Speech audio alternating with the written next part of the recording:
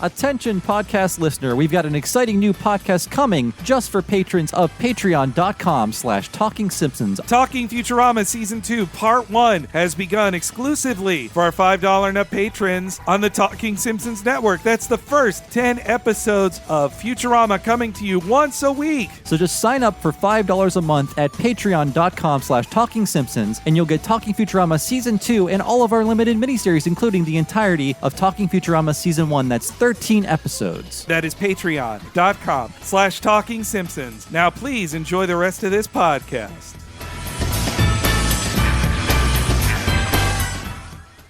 Cartoons from present and the past. Every week will be an animated bash. What a cartoon! What a cartoon! Maybe a short but mostly shows. We'll talk, we'll analyze, exploring as we go. What a cartoon! What a cartoon!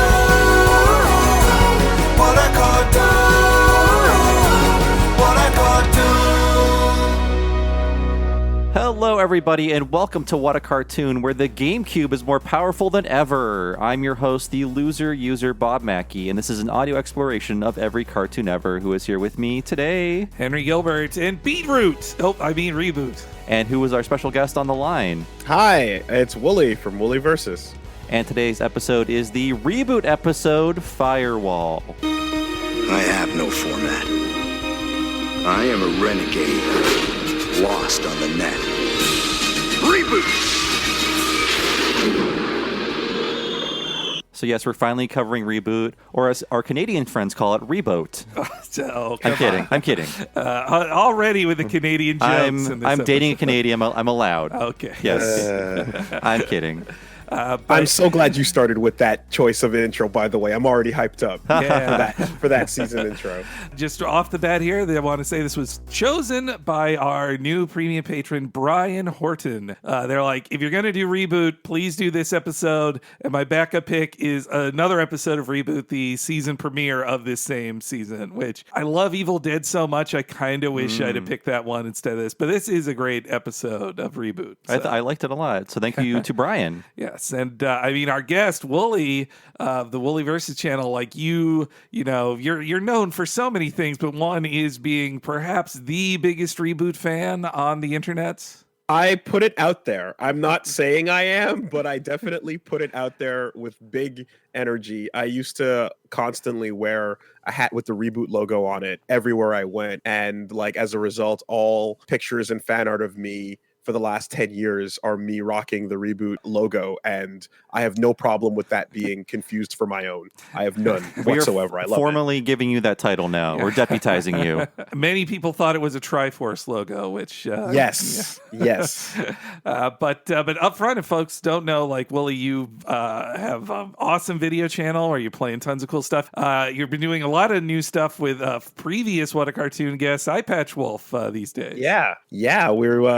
We're having a fun time, quote unquote fun, that is, time, doing a little series about Hunter x Hunter called Gone in 60 Seconds. It's 5-minute videos where he tortures me and forces me to watch it. Good stuff.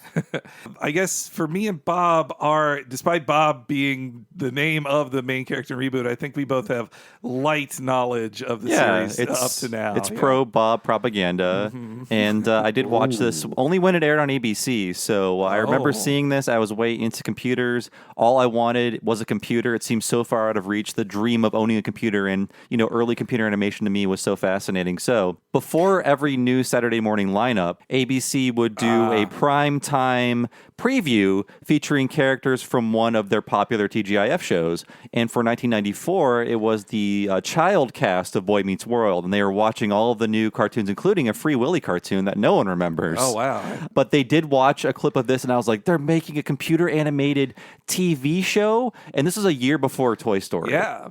So I was on board. I watched the ABC episodes for 1 year, but then that's when, 95, that's when Kids WB's Saturday morning started, and I was there for all of the wry adult humor and Hollywood references. But I did enjoy this. And then when I got on the internet in the late 90s, I'm like, they made more of this? And it's darker and it's like anime? Oh my God, I had no idea. And this is the first time I've seen that side of ReBoot. was this viewing. Oh, Yeah. wow. Okay. That's No. exciting because, for those that didn't see where the series went, it's the reason why I love it so much. The reason why it's my favorite series of all time is because, like, I grew up with it, but also the show aged up as it went along, and it was my first experience with like a complete tonal shift as the technology improved and as the writing became more consistent. They decided to kind of like make it less episodic and kind of slapstick and more I guess darker is the term, right? I would say so. Yeah, no, you were a YTV viewer of it as well, which had a more consistent airing than we got at stateside. Yeah, so I mean, it being a Canadian show, YTV definitely got to air everything uninterrupted. And as far as I know, I believe we also got the final seasons ahead of America as well. Yeah, I don't know. There's a video that I made actually about just my experience with this show and the current sequels that we will not discuss. Yes, no, I will. A cruel The Voldemorts. a cruel patron could make us do this in the future, but I will not ask you to guest on that one, Woolie. Don't worry. But for the most part, this was, like you said, this was a year before Toy Story. And I mean, to me, I remember when I saw the first promo for it, I didn't know what I was looking at. I didn't understand what I was seeing, but I was like, this is a new form of like cartoons, but I don't get it. This is amazing. It just, everything about it blew me away because I didn't understand what it was, you know? Yeah. No, for me, my familiarity with it was kind of like I heard about it when it was on ABC, but I was too turned on to Fox Kids and, their blocks of Spider-Man and the X-Men to give anything on ABC a chance. So I skipped the first season. And yes, as I was becoming more engrossed in nerdy internet in the late 90s, the Evangelion web rings will take you close to the ReBoot web rings eventually. Oh yeah. Sign my guest book. So the something that I bring up too in that video is that like it's like when you're talking about like how early this show was and the type of tech it was bringing to the world, it's like when people go back to it now, whenever they hear me talk about it, they're kind of like, let's go see what this ReBoot thing is about. And you start with season 1 and it's this really janky sort of early primitive 3D show, and they're like, man, this thing is so like blocky and terrible in some cases. They can barely walk. Like, dude, what is it that you like about this show? And it's just like, well, if you compare it with the other 3D shows at the time, nothing, literally nothing. The shaders aren't that bad. It's really fun to watch the early ones. It's like almost vaporwave before we knew what that meant, and very much like a Xavier Renegade Angel, a show we did for What a Cartoon. Very primitive but fun. No, and so for me, I didn't really watch. I never watched the whole series all the way through, but I started watching more episodes of it once the third season came to Toonami in the U.S. on Cartoon Network, like in 99, 2000, and that's when I would pop in and see like, oh, this is way darker than I heard it was, and I mean, it really was seeing the Evil Dead 2 episode that's the start of this season that really got me. I was like, oh my God, this is made for me with all these incredibly specific references. And I think that was the real thing that pulled me in, not just we're all gamers here, but also the just the hyper specific pop culture references in general, which are like stacked on 5 levels deep in this episode, for example. Oh yeah. Yeah. And season 3 is a wonderful place to jump back in because season 3 is you watching the transition. Like, it's the perfect place to start and see enough of what you remembered, but a little bit more like dark, as you said. And then by the end of that season, it's in a completely different place from where you used to be. And like the transformation of the show happens across season 3. Yeah, it's when I reviewed all of season 3 here in preparation for this, I couldn't believe how far everything goes. And if you were to watch the second to last episode of season 3 and then like a random ABC season 1 episode, it's almost it's a completely different series. It makes it look like the Money for Nothing video. Yes, the later ones. We'll get to that. Okay. I love those movers. So why don't we get into the history here? Now, the easiest thing was to just play Woolie's amazing forgotten history of Reboot video, and I can just play the audio here. But I'll try to do it as best I can. So the 4 credited creators on Reboot are Ian Pearson, Gavin Blair, Phil Mitchell, and John Grace, who over a period of 15 years or so, they worked on the idea of a CGI series that would be set inside of a computer, and it kind of grew and changed as the technology did too, and all of them moved around from job to job. And as a collective, the 4 were called the Hub. That's what they referred to themselves. Ian Pearson is, I think, the oldest of the group. He had the earliest work in CGI as well. He was a pioneer of early computer graphics appearing in media, like in the forgotten 80s film Electric Dreams. The CGI in that, he worked on that. Yeah, it is very forgotten. And Pearson would go on to get more animation work, going to the visual effects house Rushes in England. While at Rushes, Pearson worked with a young Gavin Blair, and they worked on a bunch of things, including one of the seminal works of CGI history, the music video for Dire Straits' Money for Nothing. Oh, I had no idea that was related. Yes, I was fascinated with that as like a 6-year-old, like watching these movers sort of float around carrying TVs. They're so cool. It was amazing in 1985, but even by 95, Gavin and Ian were embarrassed by it and actually mock those characters and kill them off in a scene in the Talent Night episode of Reboot in season 1. I don't know if you found this, but do you know if they also did the parody of that's in UHF, the movie? I don't know that. I couldn't. That's a great parody too. That CGI Weird Al, I love it. I could see them just hiring Rushes to just do it again, but. That Talent Night segment, if you don't want to watch the whole episode, at least look that up and see how they have many inside. It's one of the most insidery jokes of the whole series, that Talent Night segment, because you've got the Dire Straits guys, you've got like some of the first CGI like circle and pyramid things, and also a joke about BS&P, which I'll get to soon. So Pearson would leave Rushes and form his own UK studio called The Mill, where Blair would join him, as would Blair's friend Phil Mitchell. And they worked on a lot in the TV commercial field, which in the late 80s was kind of the forefront of computer animation. Like, I remember watching, if a candy commercial or a Sprite commercial had a CG thing in it, it drew my eye quite a lot. Like, you'd never see it anywhere else. That's what Pixar was doing before they made movies. Yeah, the great rival of the Reboot folks. So in 1990, the trio would finally, start fully committing to using all their skill that they've honed over like a decade and all the computer hardware they owned to start taking shape as the Reboot concept. And I believe this is where John Grace comes into things. I believe he was a writer, an experienced writer in England who helped them with developing the concept for the project. But when the series would move to North America and the production would, I believe he didn't move. So he's credited as a co-creator of the show, but I don't believe he had any other involvement in it once the show was made. And he would stay in the UK, work on a number of series there, and John Grace would pass away, sadly, in 2004.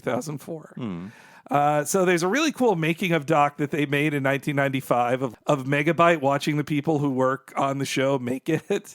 It's really funny. It's like all this original Tony J dialogue, but they show the early 1990 test footage, which is like far goofier and kiddie, and also like the Bob even looks like one of the Binome characters. Like you can see the tech was really not where it was at to get the show made at that time. Then as the teams were working on it more, Pearson also was in Los Angeles in 1992 working on a Def Leppard music video.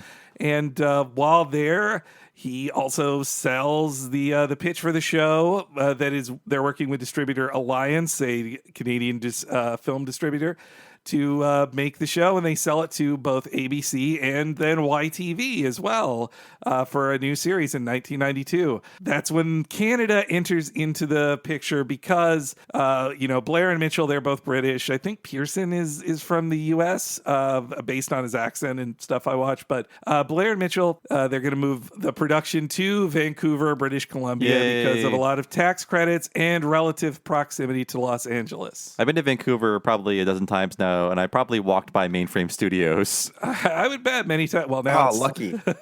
yeah, it's a different name. You travel much to Vancouver, Woolie? No, only once on the way over to Japan, but I've never actually been to Vancouver proper. You got to storm the Rainmaker Studios now. No, I mean they switched the name back. Yes, it is Mainframe now. It's back to Mainframe, right? Yeah. They switched it back to Mainframe for just to pour salt on the wounds, I suppose. I used to want to work there, though. That was once upon a time the childhood dream. But yes, in Vancouver, British Columbia, the Mainframe Entertainment is born. They are staffing up and buying, expensive silicon graphics, computer machines, and they're hiring a bunch of fresh faces in the still new world of computer animation. Some of the early hires include Blair Peters and Chris Bartleman, who were both fresh off of the Adventures of Sonic TV series. Interesting. Yeah. And they did a lot of early production design and storyboarding and more on the series. Though also a big-time early designer was Brendan McCarthy. I was waiting for that name. Yeah, he's at the time he was already an accomplished British comic artist, but Woolie, as you know, he went on to a big thing after this. Yes. So Brendan McCarthy worked on Judge Dredd. Brendan McCarthy worked on TMNT, is a famous name that was out there, but went on to be the designer on Mad Max Fury Road. Yep. Yeah. That's great. It's crazy. And you think of that with like some of the chase scenes in this show. You're like, wow. Specifically, there's an episode called Bad Bob where the whole thing is there's a truck that Megabyte turns into inside of a game, and they have to basically have a Mad Max adventure racing a truck down the road. And that entire episode is the prototype for what Fury Road becomes. Man. He straight up says it in an interview. That's awesome. That is so cool. That he was working on Fury Road. Fury Road's production was all over a decade long, I think. So he was there early. He actually probably left ReBoot and then like a few years later is working with George Miller on that. But that's amazing. Everybody at least needs to watch that Bad Bob episode to properly understand the context. Also working on the first season with experienced animator Dick Zondag. He is credited director on the entire first season, I think every episode of it. He was fresh off of leaving the Don Bluth studios to direct We're Back, a dinosaur story. But, I have no opinion on that film. Yeah, it's fine. It's fine. I read the book. Oh, is it based on a book? I didn't know that. No, I read the cartoon book. I read the book that was based on the movie. The novelization. Oh, I see. Yeah, I got it in a scholastic order. Oh, they did come back. Interesting. It's the one voice role that Yardley Smith does that's not Lisa Simpson. She's in that movie as a I little forgot girl. that. Yeah. Zondag, it's interesting. He was like, you think of Don Bluth as the director of, say, All Dogs Go to Heaven, but like animation director was Zondag. And We're Back was supposed to be like his getting out from under Don Bluth's shadow, but it was such a flop that I guess, he headed up to Vancouver and just had a nice time working on the first season of ReBoot. As the story goes on, how long it took them to produce stuff, they say the first handful of episodes took them 18 months, which was really just, building new tech and figuring out the production pipeline and just making Bob and Dot and all of the characters be able to even move.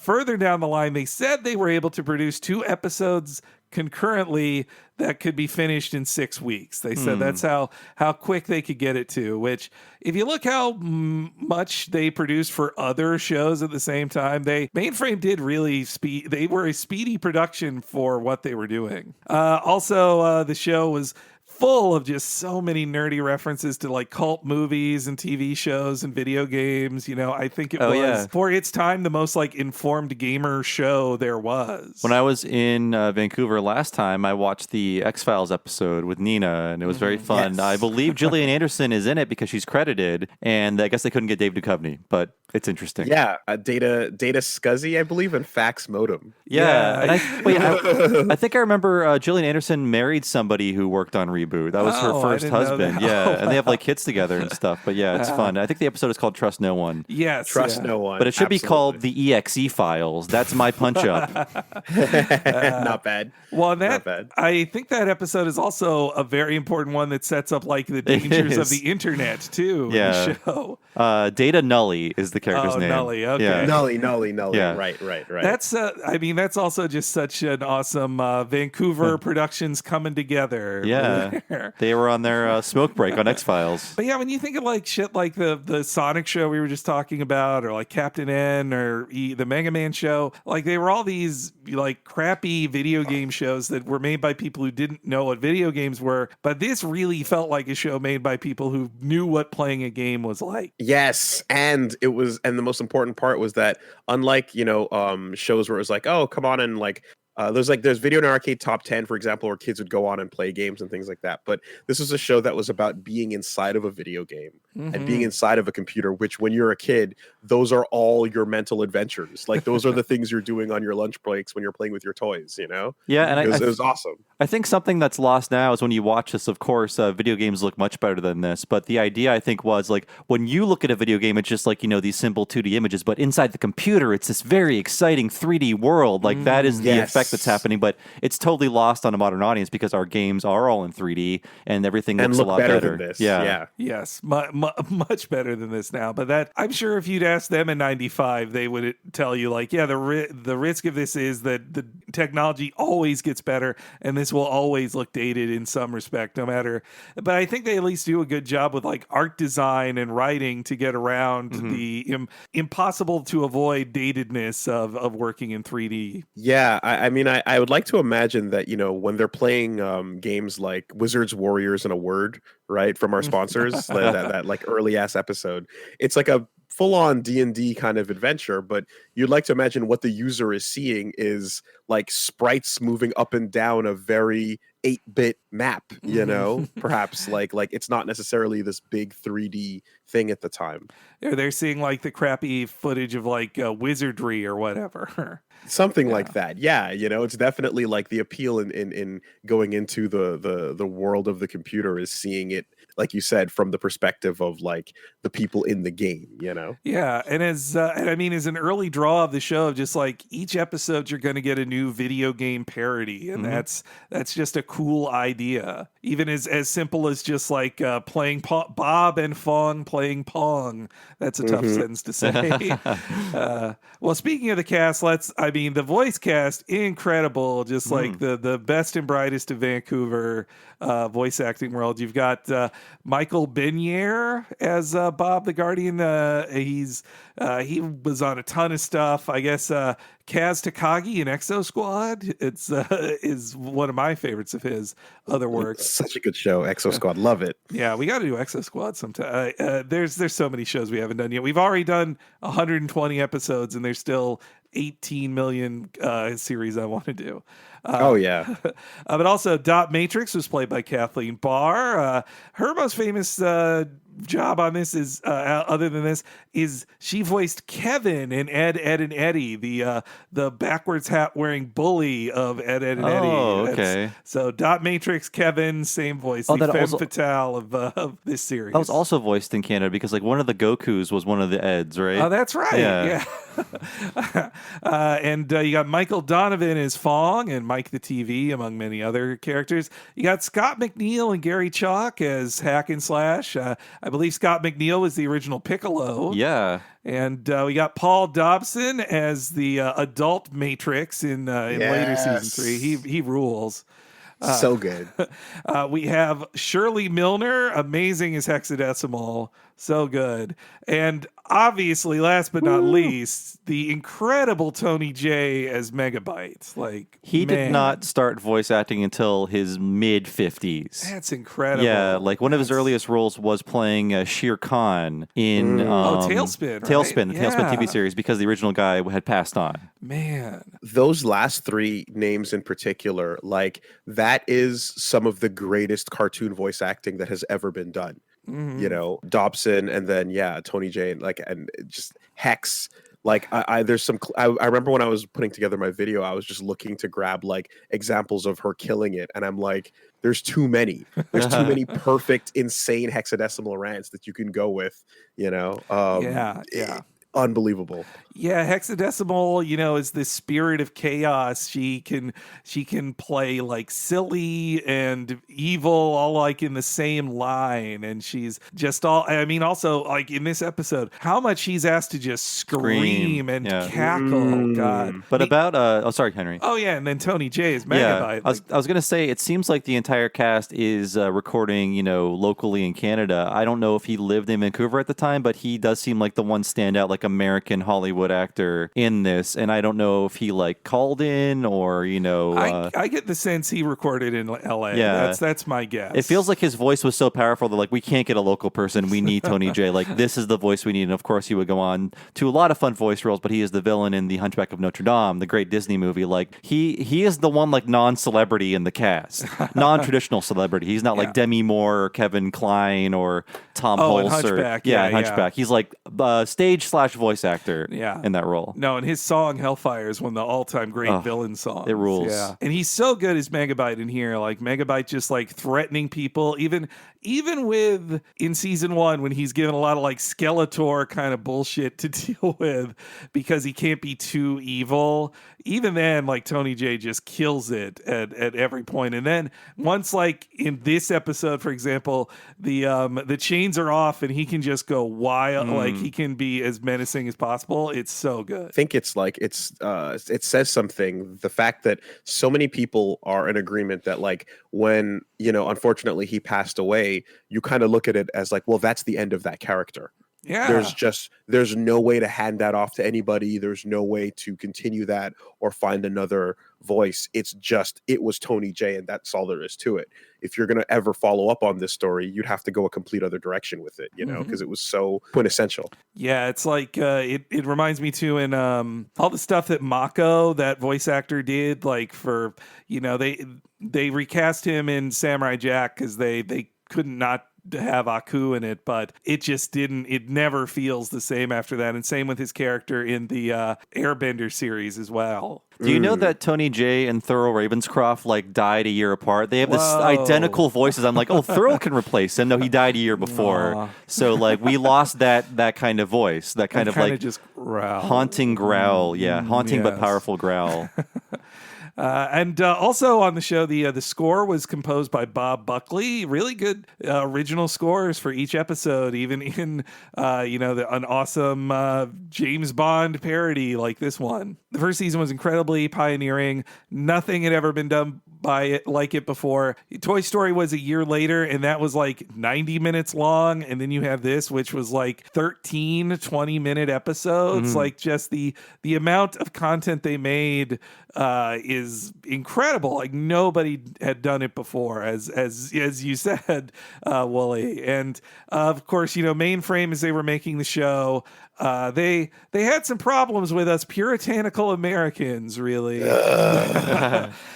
because of ABC's Board of Standards and Practices often asked them to tone down many things in the show, whether it be violence or conflict, or even like sexuality, which they defined as just dot matrix having separated boobs. Like she had the mono breast instead in the first season. Well, thankfully that filthy Beetlejuice cartoon went to Fox. Those merchants of filth. They had a problem with Dot kissing her brother on the cheek for his birthday. Yep. Yeah. They were looking. It's crazy.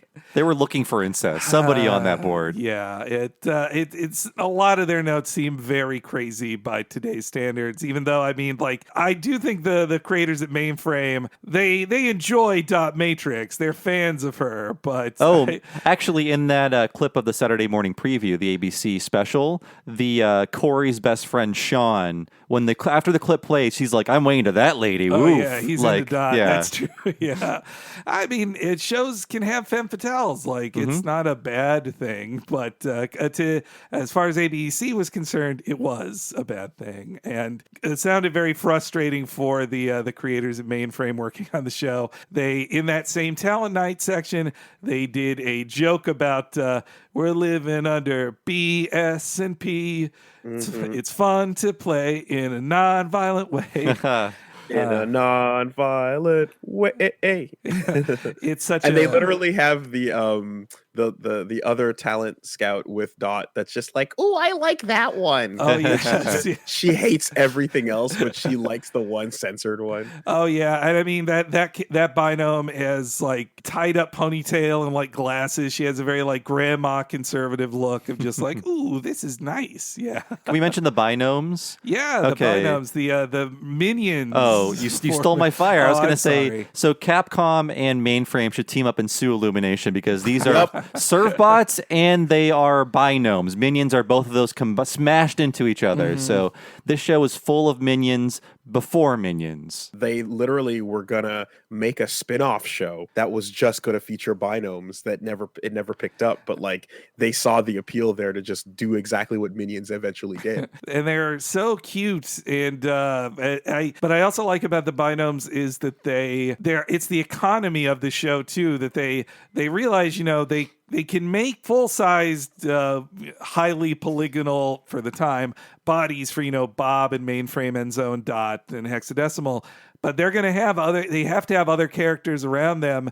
And to save time, you just have a character that's made out of 3 blocks that you just dress up in different ways, and you have a character that's a circle and you dress them up in different ways, and that's the rest of the world. And it's I mean, economically speaking, it's a really smart move, and it works within the universe of being inside a computer. I mean, Brilliant. Yeah, I mean, in general, just being inside a computer, that explains why like Toy Story works, but it's because, you know, you're looking at plastic things, so the phoniness of their skin, it's like, well, yeah, they're plastic. And it's the same deal in ReBoot. You're inside a computer, so these are computer beings. You're not looking at humans. You're looking at zeros and ones.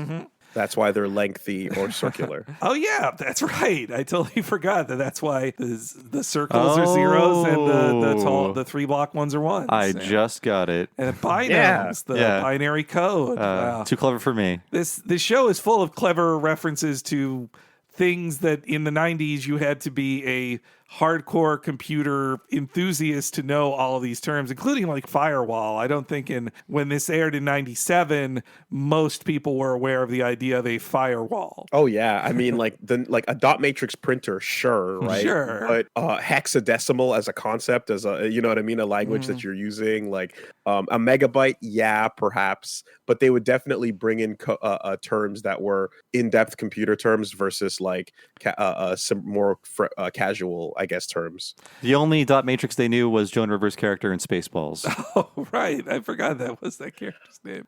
Fong is the name of a type of shader. I was wondering what that was. I didn't know that. Oh, wow. Yeah, so when you do 3D, when you do through texturing and you're using materials, there's Blinn and then there's Fong shaders that you can use that are it's the type of metal that he's made up of. Oh, that's amazing.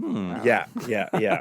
And so a second season would be ordered, but before it debuted on ABC, an interesting thing happened where Disney bought the entire channel, and Disney was not as interested in airing ReBoot, a show they didn't own. Yeah, and I believe 96 was the first year it didn't air on ABC, and that was also the debut of One Saturday Morning, their Disney-owned block of programming. Yep, and so that killed it off in the U.S., though Canada and also the U.K. were still getting a steady stream of ReBoot. Hence that line in the season finale of season 2, where they turn around and like the ships that used to come in and the kind of large tanks were like aerial binome carriers, ABCs, and then they get possessed and then they attack the army, and then the guy turns around and goes, "The ABCs, they've turned on us." The writing was on the wall, I guess. Yeah. And so, yes, the second of the show got a little more mature by the end. The episodic style slowly being dropped as more story arcs and continuity were coming in, ending season 2 with the extreme, crazy cliffhanger of the lead character, Bob, being ejected from the series into the internet, seemingly to never return. And Megabyte has like won. It's crazy, kind of cliffhanger to leave American kids with. Like, I think for US super fans of ReBoot, like, this is what sent them onto the internet in the early days to find like some real player version of the Canadian episodes of season 3 that we were all being denied. I guess it would have been real player, yeah. I get it, because like you mentioned Exo Squad earlier, and I'll never forget that like that ended on a cliffhanger that bothered me for years. Oh you yeah. know, with the Neo Sapiens, and just like, yeah, when you're that young and you're like, wait, what do you mean that's the end of it? What bad ending? Hold on, huh? In that same thread too, like, because a lot of that plot started with painted windows, like an earlier episode in that season, and kind of went through the idea of the internet being introduced to the system was being teased for a while. The idea of like the Guardian Conclave, the place that Bob came from, having other Guardians and there being like other things going on, was like they started to hint at the outside world, and then you finally got a glimpse of it, and they're like, "Yeah, it's over," and you're like, "What?" Yeah. Get ready for recess. But despite losing ABC, Mainframe was actually getting bigger and bigger as they were getting financing for a third season. Mainframe made a big deal with Hasbro to create the animation for the syndicated series Beast Wars Transformers. I did watch. I was not into Transformers, but I watched a ton of that before school. Yeah, I watched more Beast Wars than I did ReBoot, but Me too. And I didn't know they came from the same place either. I enjoyed the Rat Man. The Rat, yeah, go dear Rat. Also, Rat Trap, also voiced by Scott McNeil. That's right. Okay, yeah, and cool. And also, as they started getting ready for a third season of ReBoot, ReBoot's former creative liaison on the ABC side actually joined Mainframe, and that is one Dan DiDio. And he would head up the Mainframe US offices. He's the writer of this episode, and comic book fans probably know him as the guy who, for the last 15 years or so, was the running DC Comics, and he actually just resigned in the last month. He's an interesting guy, that Dan DiDio. I got to interview him once. He was friendly.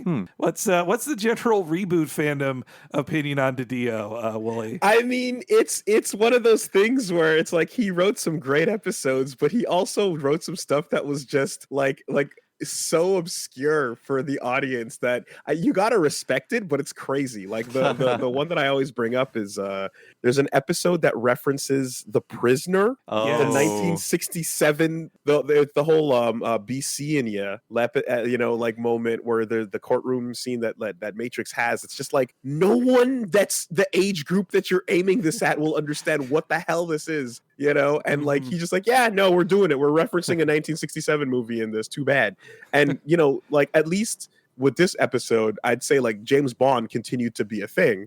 So, you know, we had GoldenEye at the time, and James Bond movies are still coming out. That's not a dated reference. But The Prisoner? Like, what are you doing, man? In this case, they were lucky that GoldenEye had an opening that was so just the Goldfinger opening that it could work either way. DiDio, his rise to power at DC is such an interesting one, that he just went from like a guy working in the PR department to eventually like getting in charge of ABC's kids programming, and then in the Disney turnover, when he left there, he applied to Mainframe, and he started working there, and then somehow transitioned to like one other job, and then DC Comics is just the boss. Yes, the third season, wild twists and turns happened there. Like the 16 episodes of season 3 are just all over the place and tell an amazing like story that it shocks you over and over again with where it takes you. And like, if you're say randomly watching episodes that air on Toonami, if you miss like one day of it, you don't know what's going on. I can say from experience. But unfortunately, people in the US, they didn't get to see this third season until 1999, but folks on YTV were watching it starting in 97. And the series came to a fun and musical conclusion at the end of series 3, season 3, which capped off a lot of storylines, but they were it ended in 99 in America, but I guess it was 98 in Canada, and then and then it was 2001 when there were the 2 follow-up films that sort of wrapped up all the plot lines. For the most part. Yeah. And they were cut up into 8 separate episodes that on Toonami in the US anyway were season 4. And I think like on Amazon Video and Shout Factory, it's a 4th season as well, not 2 separate movies. It's a bit like the Futurama films in that way. Yeah, I didn't realize that they were 2 movies until doing research for this. I thought they were just like, oh, that's season 4. Yeah, so that's why some of those episodes of season 4 start and end on weird notes. Like you'll notice that, like, you know, an average episode of Reboot 1 to 3 has a very clear, like, contained story, you know. And in the case of like season 4, it is still roughly contained, but it definitely feels more like you're jumping into the middle of something going on and you're leaving off with something, you know. The feeling of like to be continued and such is very, very present when you're watching season 4. And if you didn't know about it, then like you might not kind of notice, but knowing that it is all meant to be strung together as a movie, it makes more sense, you know? Yeah, I guess unlike the Futurama movies, these weren't not engineered from the beginning to be split up then. Yeah, so you like no episode endings are really like clear, like ha ha ha ha ha ha, good stuff, everybody. Let's go back to the diner. Like, you know, it's kind of like, no, you're in the middle of a movie right now.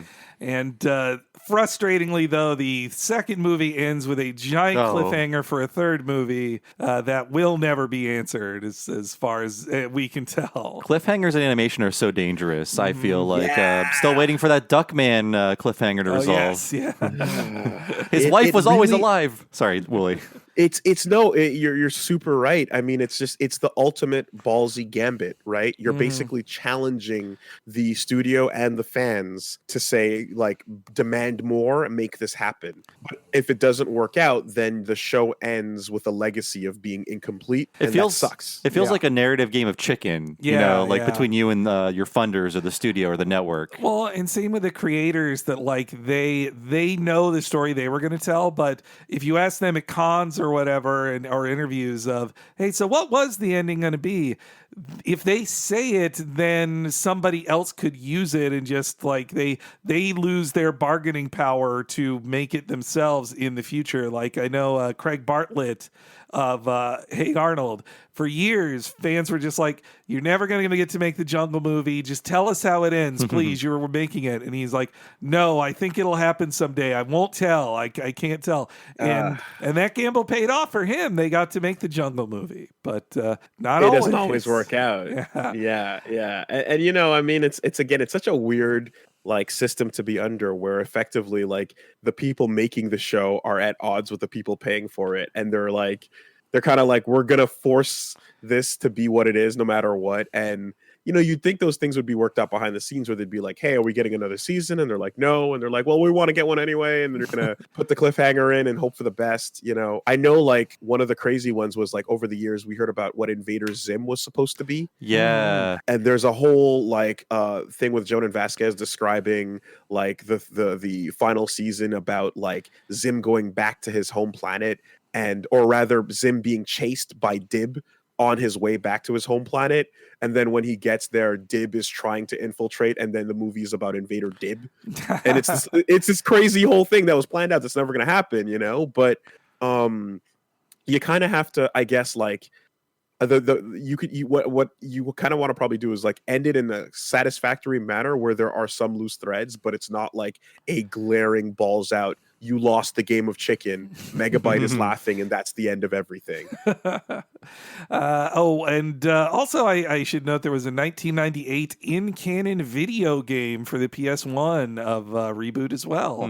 Though I didn't play that. I'm sure Willie, you've played it at some point. Any good? There sure was. Okay. I did a full Let's Play of that available on the internet. And Woolie versus Reboot is it's the first solo attempt I made at Let's Playing a game, and basically it's a journey through my sanity as it leaves me. Are there at least original CGI cutscenes from Mainframe, or no?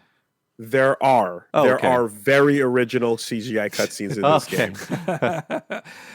So in 01, with Reboot ended, Mainframe was actually growing way beyond Reboot. They were making many TV shows like Action Man and Beast Machines, as well as dozens of the best-selling direct-to-DVD Barbie films. They became like the Barbie factory they for are a the long Barbie time. factory. Like 30 of them, I think Woolie's video said. It's insane. Give or take. Yeah. Mattel just bankrolled them their entire existence, you know? Yeah, it's it's fine. They Hasbro first with Transformer stuff, and then Mattel as well, and they did a bunch of other like smaller things too. But it was the Barbie, like Barbie was their Madden in the EA scenario. And yes, as Woolie's video explains far better than I will, and I'm not going to extend this for like 10 minutes to say it. Over the years, for many years, there were teases that Reboot would be rebooted. Many times. Henry is twisting the knife now. Yes, yeah, but eventually it would be as a live action CGI hybrid show that was on Netflix, and Nobody asked for that. yeah, well, the people who had bought Mainframe and bought out the guys who created the company, they wanted to make it, and so anyway, that show came and went, and they did have an episode where characters from Reboot appeared in it, but anyway, that's where Reboot is at these days. But it can't.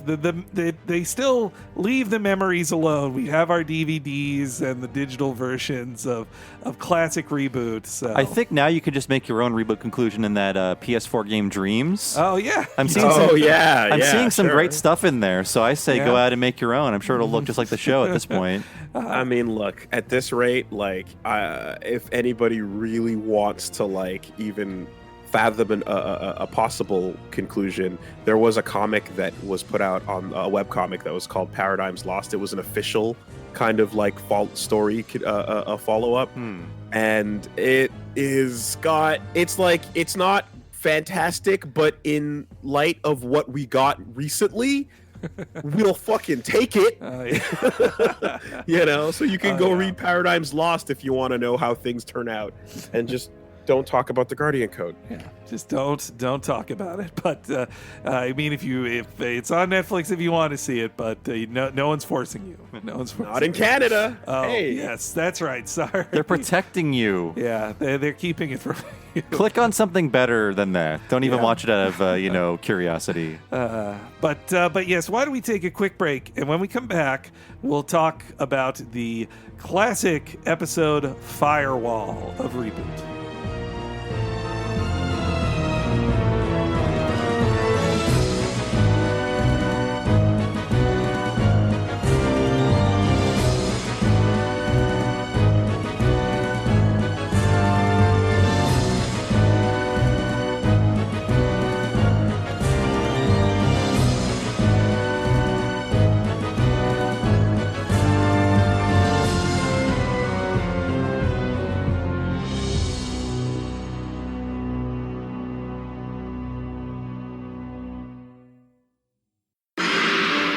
ReBoot will return after these messages.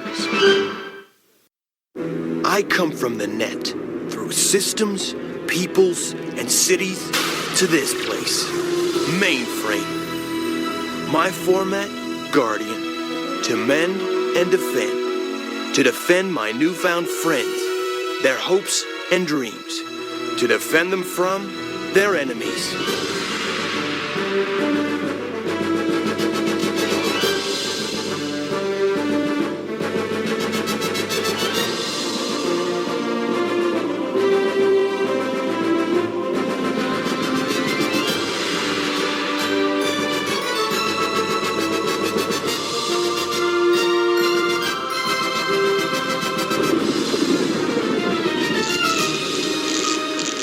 They say the user lives outside the net and inputs games for pleasure. No one knows for sure, but I intend to find out.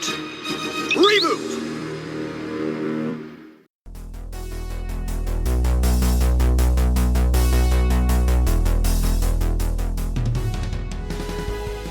Welcome to the break, citizens of Mainframe. It's your rebooting friend, Henry Gilbert. Hey everybody, it's Bob Mackey. I'm a fan of any show that's pro Bob, like this one. Although he's sadly absent in this episode. But his absence is felt strongly, and everybody's going Yeah. like, "Where's Bob? Where's Bob?" That's Bob's most important character. That's why. And a big thank you to our guest this week, Woolie. Please follow his cool Woolie Versus series. I couldn't imagine talking about ReBoot without Woolie here. And, me and Bob are able to record these podcasts as our full-time job and have a cool guest like Woolie. Thanks to the support of patrons and thanks to the support of subscribers at patreon.com/Talking Simpsons. And that support not only gives you peace of mind of helping me and Bob do this full time, but you also get a ton of benefits too. That's right. If you go to patreon.com/Talking Simpsons and sign up at the $5 level, you get every one of these podcasts 1 week ahead of time and ad-free. There's so many bonus podcasts there you probably haven't heard if you're not a patron, like all of our miniseries. That includes Talking of the Hill, Talking Critic, Talking Futurama, and coming very soon, Talking Mission Hill. We also have other things going on the Patreon like interviews, season wrap-ups, deleted scene specials, and so much more. There is so much going on there that you probably haven't heard. But Henry, what is happening at patreon.com/Talking Simpsons for $10 subscribers? You get all that $5 stuff Bob just mentioned, as well as our monthly premium podcast, What a Cartoon Movie. You get to hear the preview of that in our feed once a month, but if you want to hear the full thing that is usually over 4 hours long, you need to sign up at $10 a month at patreon.com/Talking Simpsons. You'll get to hear things like our upcoming film,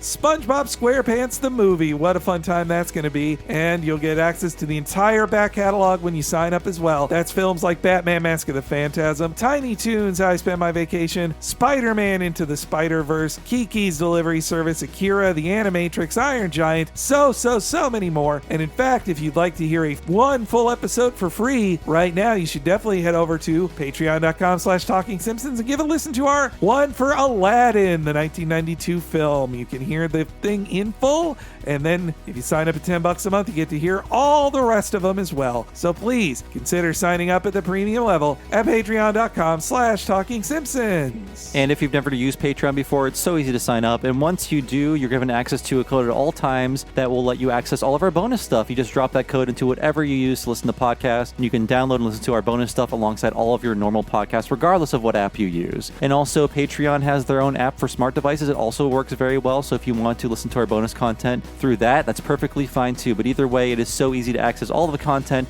available on patreon.com/Talking Simpsons. Okay, now the break's over. Why don't we go back to Mend and Defend with this week's episode, ReBoot.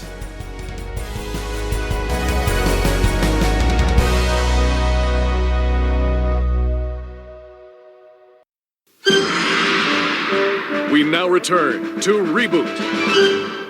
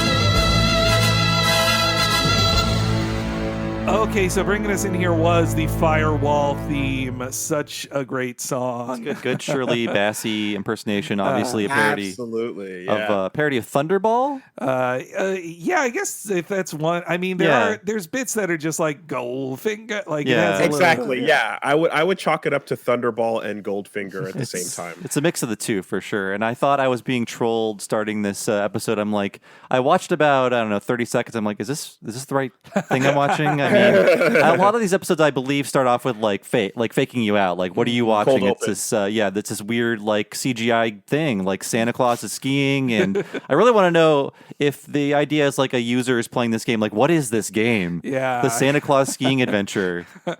I saw it as a downhill like 1080 snowboarding, that type of game at the time. Santa's like the bonus character you unlock if you're really good. Yeah, maybe. Well, Yeah. I mean, okay, if we want to fully deconstruct the reality of this, if I'm the gamer if I'm the user in this thing, I always lose, and I hate playing video games. Oh, I was thinking of that even as a kid, Henry. I'm like, this is kind of like, I like the show, but it's kind of a bummer because I like video games. So what if I lost every time? It wouldn't be fun. To me, this game was a CD that the user got free in a box of cereal. Okay. It was like Chex And- Quest. Yeah, and you pop it in, and it's like Santa skiing, and you're like, oh, okay, and it's terrible, but whatever. You give it a shot for one game. And the You know? I think too, I wonder if the Enzo's outfit, if he's supposed to look like the snowman from Knick Knacks, the Pixar short. Oh, it kind of looks like that. I will say this episode aired on September 3rd, 97. I remember like a day before that, I had received Final Fantasy VII. I purchased it. Nice. So he could have been playing that game instead of Jesus Christ. the Santa Claus adventure. Wow.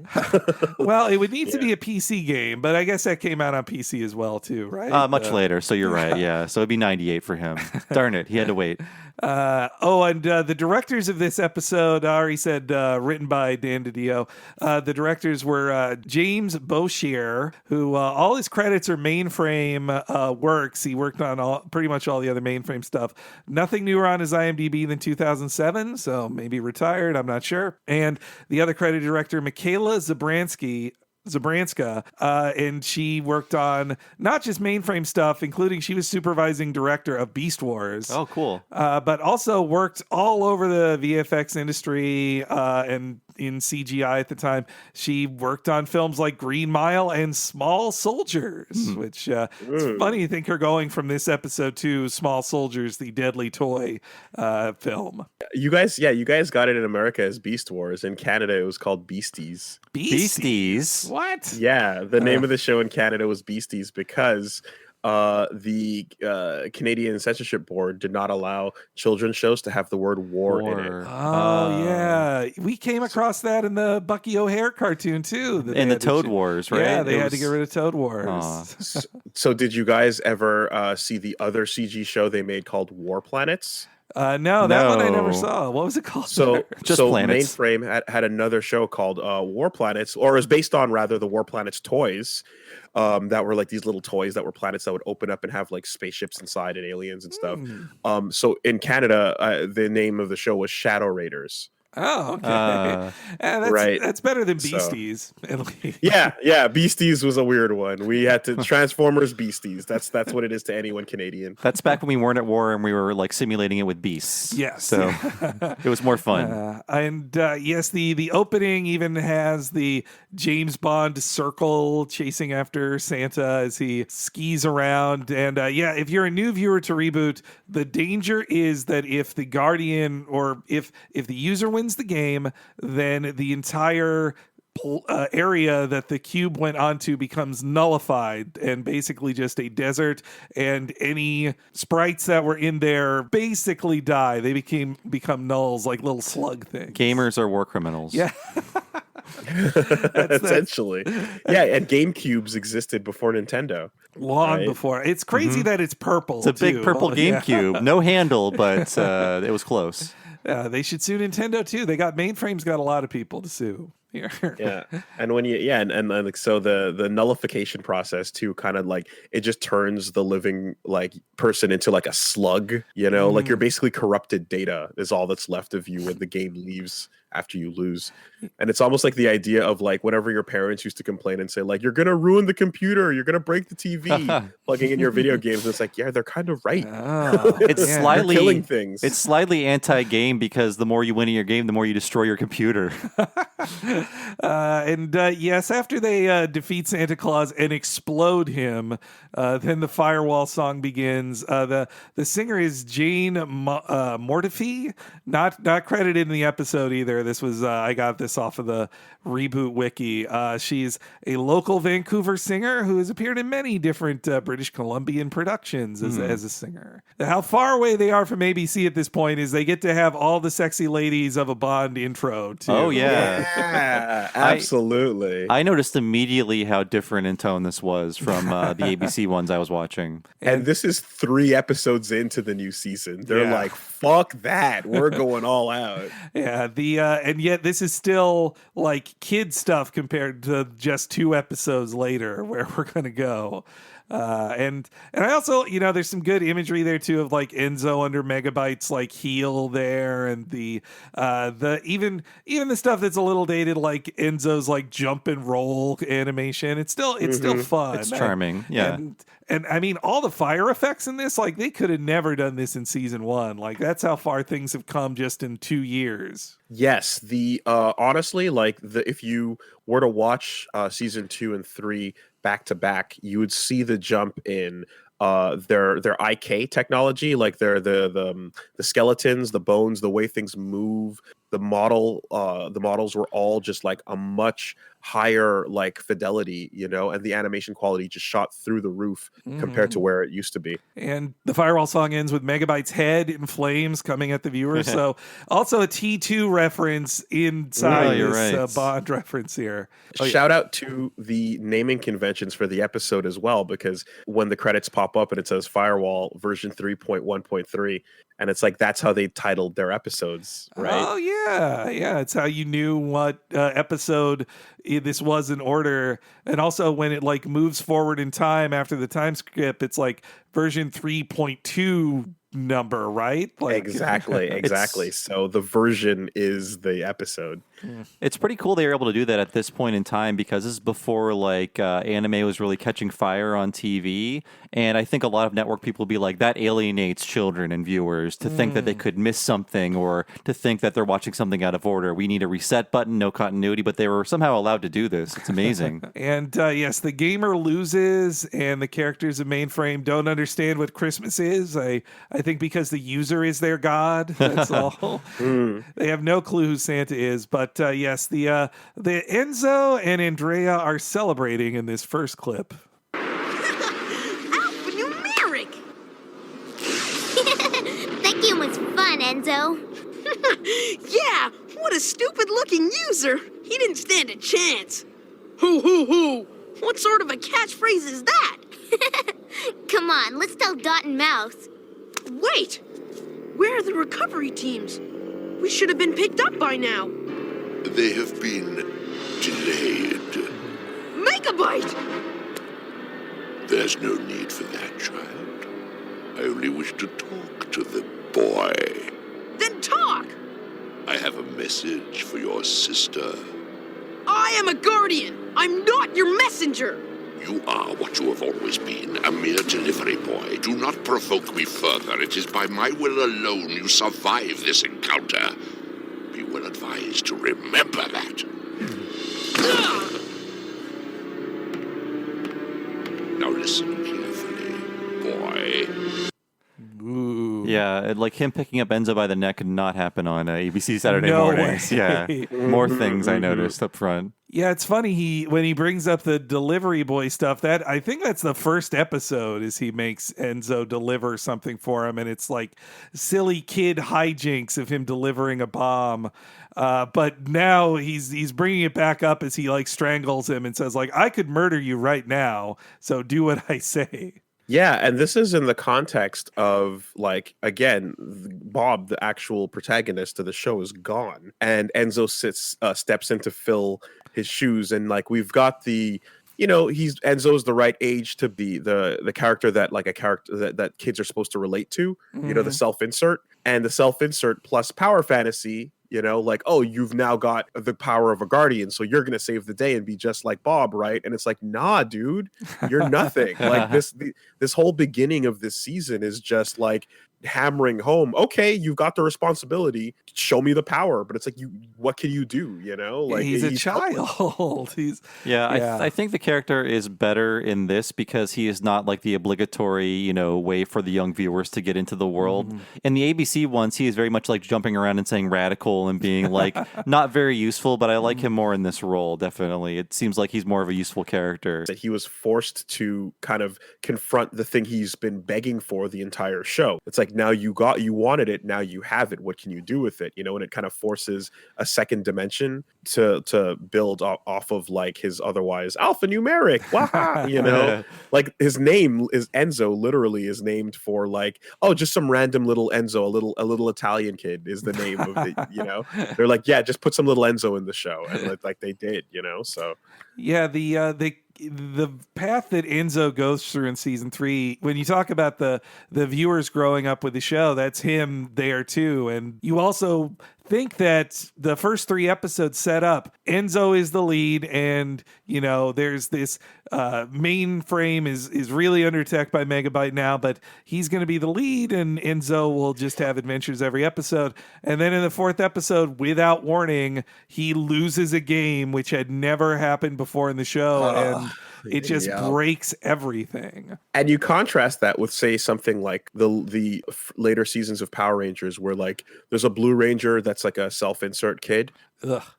He just ages, and like he's a little kid, but when he transforms, he becomes a full-size Power Ranger, right? So it's like there's like, it's one of those things where you're just like, oh yeah, that's the fantasy, is like you get the power and then you do the hero stuff and then go back to being your normal self. But like this thing it's absolutely like spending the time to show you like, nah, not only are you not going to get there, but now when you confront, it's not even like a Megabyte plot. It's like, no, you just lost hardcore to the user, the thing that never happened in the show up until now. And that's the episode after this trivial success that he gets in the Firewall. That wasn't even his idea to begin with.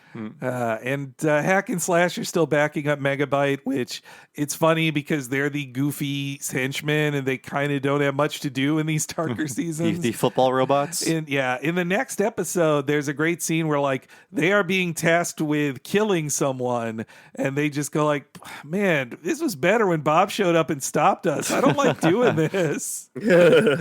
They don't like this change in tone. Hack and Slash know they're left out in this show now. And Megabyte's chest emblem, that's something I especially love. And in that making of doc, they show that the mainframe staff, they have a company hockey team, and their jersey is the Megabyte chest emblem. I love his big lower jaw, too. It's great, great design. Yeah. So much acting with that jaw. And so, yes, Megabyte threatens with literally a terrorist campaign, pretty much what the Joker does in 2008's Dark Knight, of just like, I'm going to keep killing everybody, and they're going to know it's your fault, Guardian. And kids get to learn what propaganda is, as Andrea puts it, which I think it gets lost just a little bit. I mean, you do see the Cyrus show up later and he's leading the mob against Enzo, but they could have used maybe one more scene of like Cyrus stirring up anti-Enzo sentiments. Yeah, to me, I didn't know if I had missed something in a previous episode. But it also is, to me at least at the time, I felt it was almost like, we're 3 episodes into the new season and the like, wait, why is Bob not back yet feeling is still not settled in, so when you see like there's this mob that's going, hey, you're not our guardian, we don't trust you, and Cyrus is kind of like building them up, the mob is kind of still thinking what some of the viewers are thinking, which is like, okay, but where's Bob though? We're still waiting on Bob. This should have happened by now. Yeah. Where's Bob?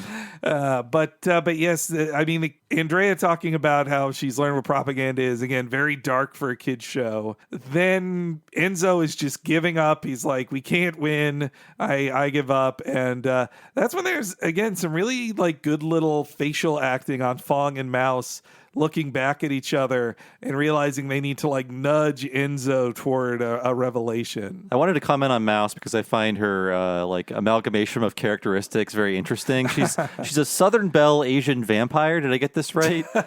Maybe from the Bronze Age, based on her costume. I'm not sure, but I just find all of that. She's a very busy Southern character. Belle, Asian vampire, samurai Samurai too. As well. Yes. Yeah. with knight armor.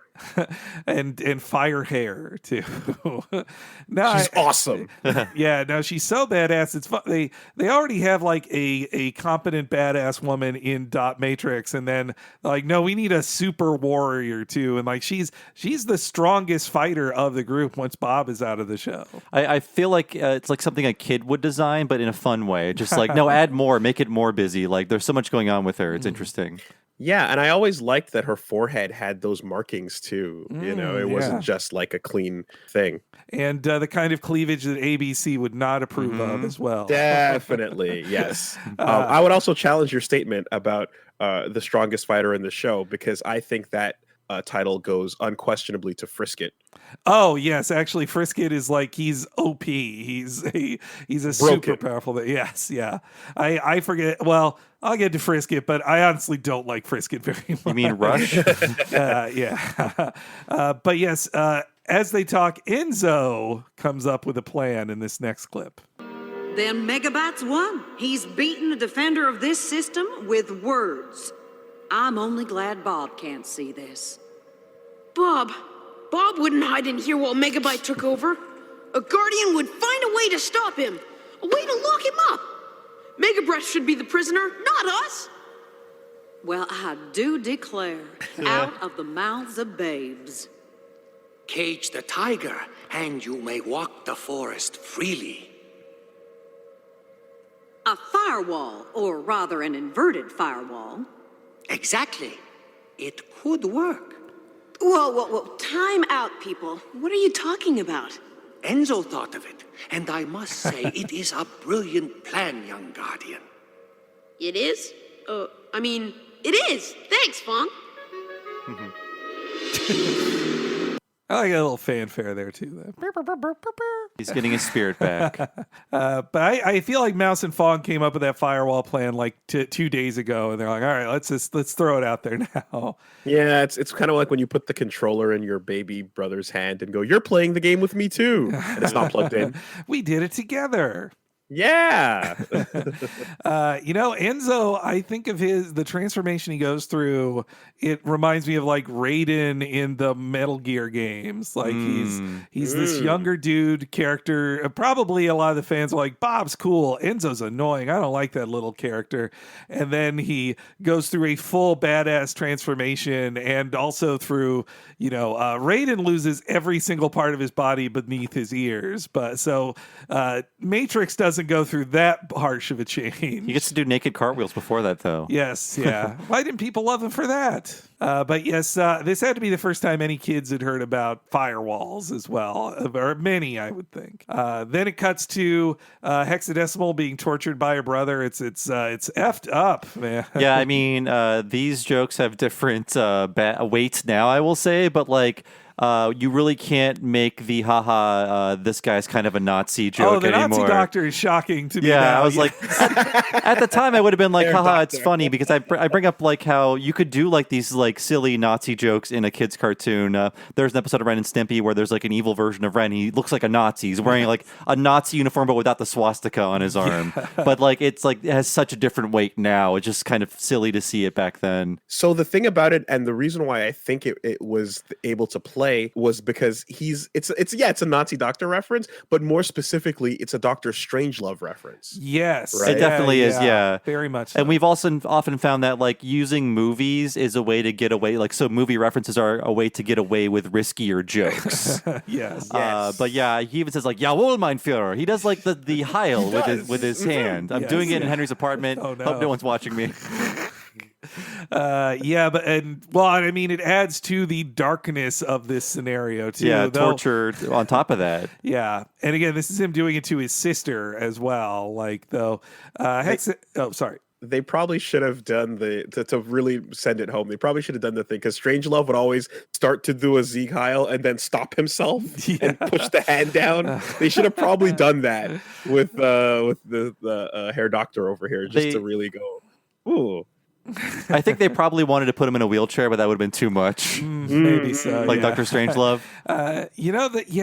The change in how that kind of imagery feels in kid stuff. Like there's on Spider-Man and His Amazing Friends, there's an episode where he battles Red Skull and he is clearly a Nazi and there's a giant swastika like in the episode all over the place. And so it's really shocking to see now. But in the 80s, they were like only 40 years removed from it. I guess it felt different then. I don't know. But yes, this scene really is here for just Hexadecimal and Megabyte to just talk to each other, and they're just so great together. I am starting this clip after the ear-shattering screams, so you're not going to have to hear that. But yes, Hexadecimal is being tortured, and she's not happy about it. I will tear you apart once I am free of this infernal collar. That thought alone keeps me well. Dear brother.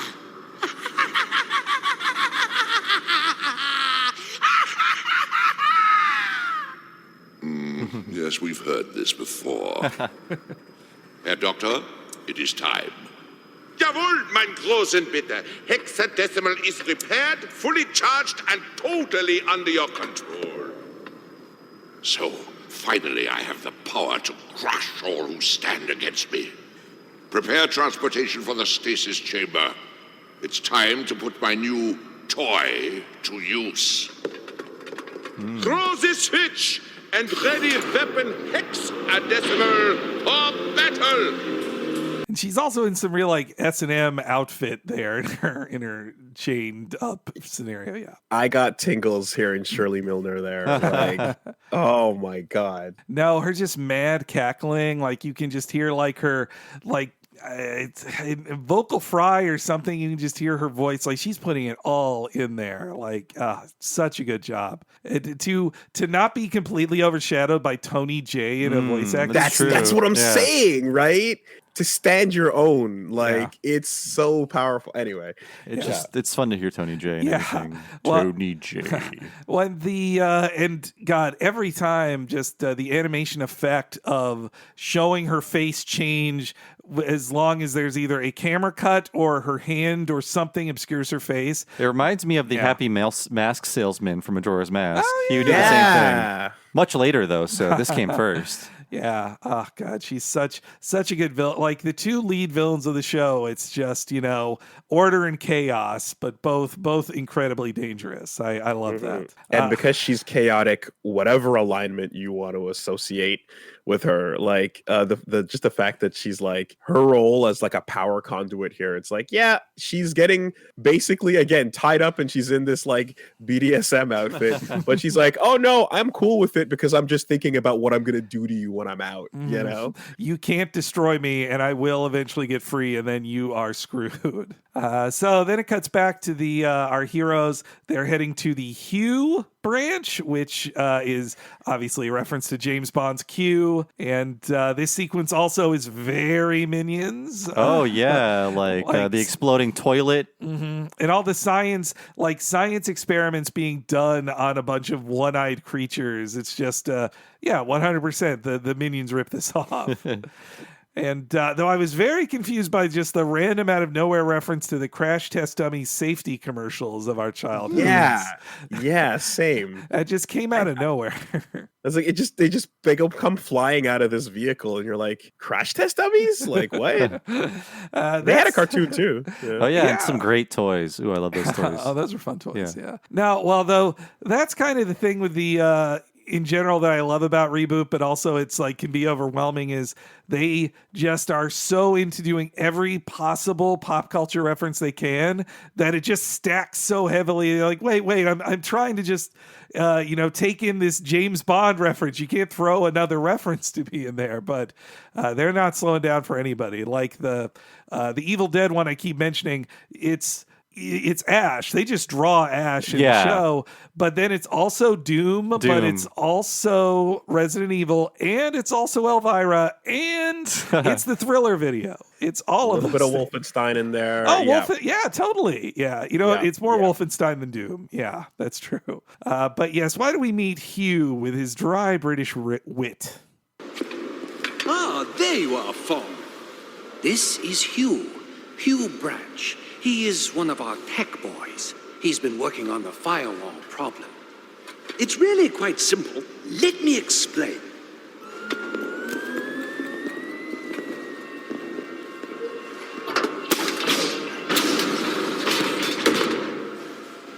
We've come up with this. We call it a sender. It redirects energy from one source to another. So by placing senders around G' in these precise locations, we can... Warning. Incoming game. Enzo! He'll head for the game. Mouse, Dot, please pay attention. I like the tension as well of like they have to do this firewall thing, but if a game shows up, which could happen at any moment, they have to take care of that too. Takes priority, yeah. Yeah.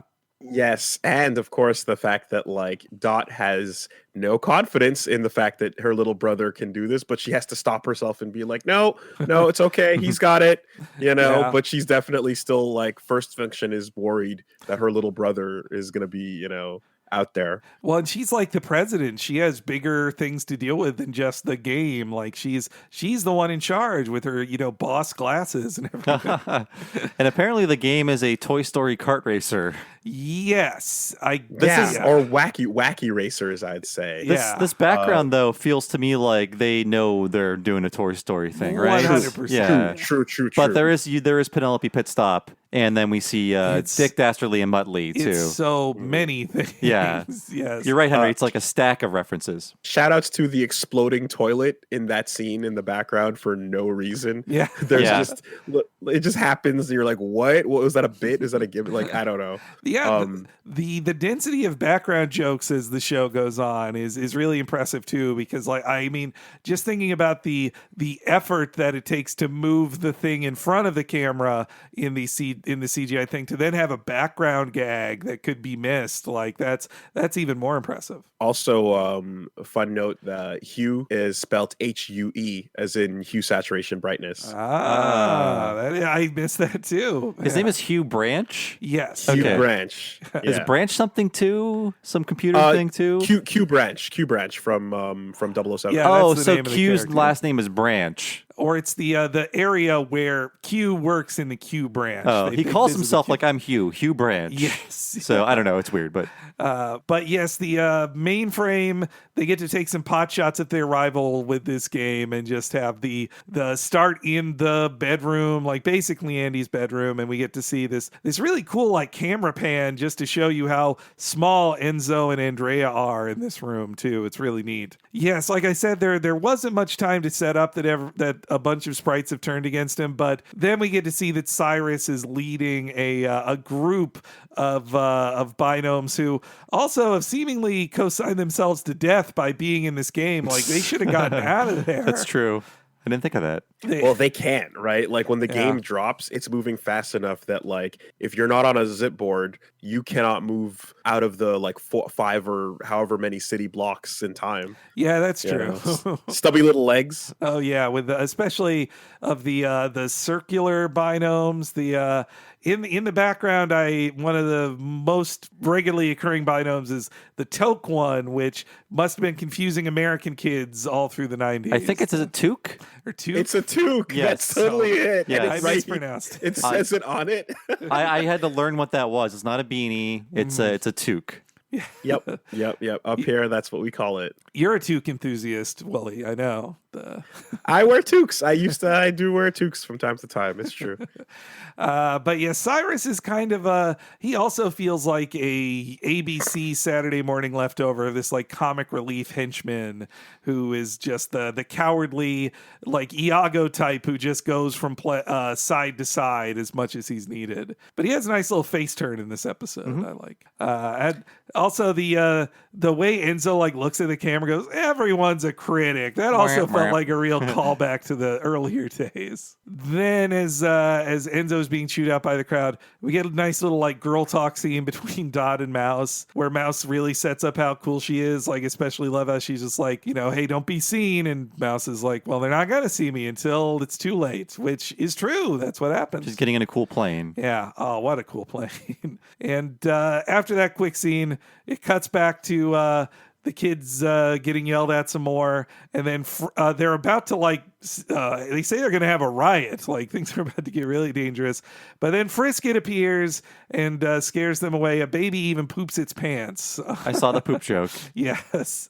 And Frisket, did Frisket just like materialize? He kind of just appears out of nowhere sometimes, doesn't he? Yeah. One of the abilities of being OP is you get to be where you want. Frisket in the early episodes, he's just like a guy who like chomps mailman butts, kind of. He's that type of old school cartoon dog character. I like him better once Enzo becomes Matrix. I kind of like Frisket works for me more as his, loyal companion in the Wastelands kind of thing.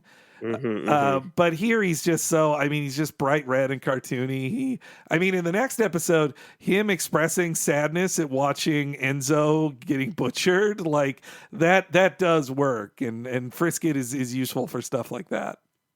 Yeah, personally, I was sold on Frisket immediately. Like from the first bit where Bob has to step his foot over the dog, and as soon as his foot goes over it, it growls, but it's not even looking at him. Its eyes are closed, and it's just like, "Arr," and he puts it away. Then he goes to do it again. It's like, "Arr, arr, arr," I always like that. But like Frisket is definitely less of a character and more of just a force of power. Yeah, who can defeat a T-Rex pretty handily if he feels like it. But yes, as the user finally appears in Penelope Pit Stop look, and so it's time to reboot. Look, if we don't work together, the user will win, and we'll all be nullified. Let's do it, Guardian. Reboot! What is it with you and motorbikes? You look fantastic, Enzo. That's Matrix. Guardian Matrix. I feel better.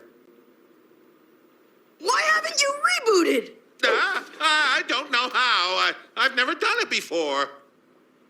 Just double-click on your icon and say the magic word. Oh, okay. Beetroot. Oh, sorry. Reboot.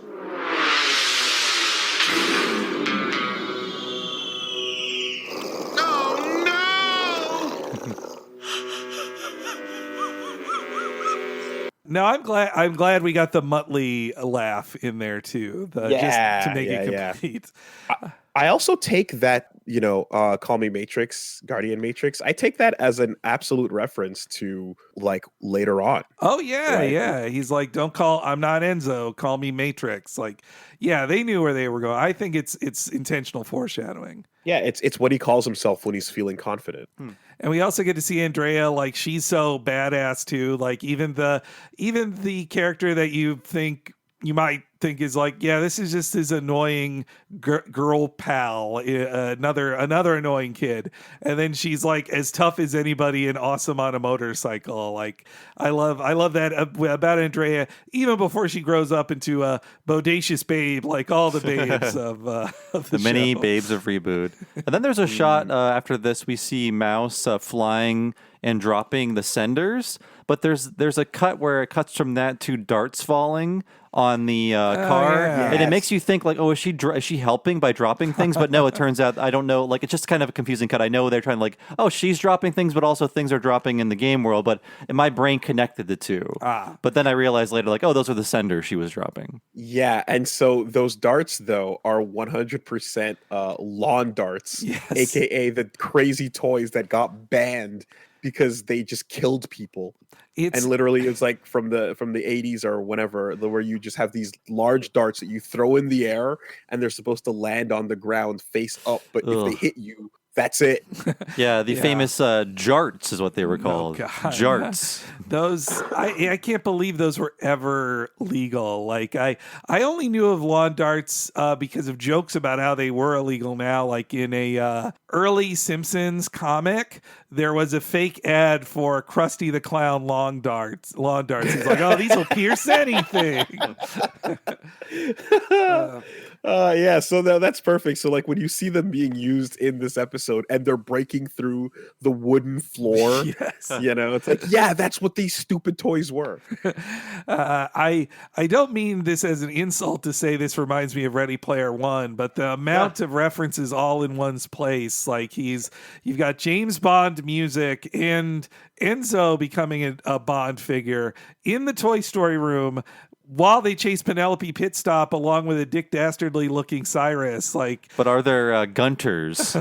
No, there's no eggs to hunt yet in this world. They're called Gunters, right? Yes. Oh, Yeah. I can't believe that's still real. Egg hunters, Gunters. Nice. Yes. Yeah, and so Dan Didio's style is really to throw all of the references at the wall, and the idea is you're not going to catch all of them, but you're going to catch a few, and those ones you'll be like, oh, hey, I got that, and then you move on, you know? Yeah. But you didn't realize that there were 20 that you didn't get.